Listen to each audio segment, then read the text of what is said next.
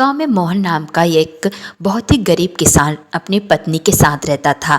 मोहन और उसकी पत्नी दोनों ही भगवान शिव के बहुत बड़े भक्त थे। दोनों ही सच्चे मन से प्रत्येक दिन भगवान शिव की पूजा करते। दोनों ही सदैव भगवान शिव से प्रार्थना करते कि हे भगवान, आप हमारी गरीबी दूर कर दीजिए और सदैव अपनी कृपा हम पर बनाए रखिए। उसके पश्चात खेती का कार्य करने चले जाते थे। भगवान शिव मोहन और उसकी पत्नी की भक्ति से बहुत ही ज़्यादा प्रसन्न थे, इसलिए उन्होंने एक दिन दोनों ही पति पत्नी का परीक्षा लेने का निर्णय किए।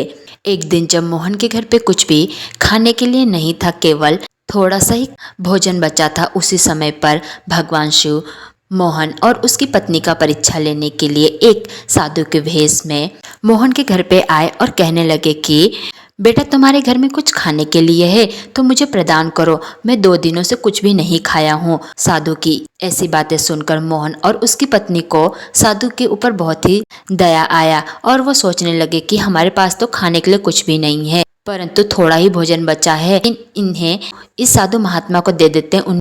इन्होंने 2 दिनों से कुछ भी नहीं खाया है, हम तो बिना खाए भी एक दिन रह सकते हैं। इसलिए मोहन और उसकी पत्नी ने अपना बचा हुआ भोजन साधु महात्मा को दे दिए और यह देखकर साधु के भेष में रहे हुए भगवान शंकर बहुत ही ज़्यादा प्रसन्न हुए और तुरंत ही अपने वास्तविक स्वरूप में मोहन और उसकी पत्नी के सामने प्रकट हुए और कहने लगे कि मैं तुम्हारी भक्ति से बहुत ही ज़्यादा प्रसन्न हूँ, तुम मेरे सच्चे भक्त हो और मैं अपने सच्चे भक्तों के ऊपर सदैव ही अपनी कृपा बनाए रखता हूँ, मांगो तुम क्या मांगते हो। तब मोहन ने भगवान शंकर से कहा कि हे प्रभु, आप हमारी गरीबी दूर कर दीजिए।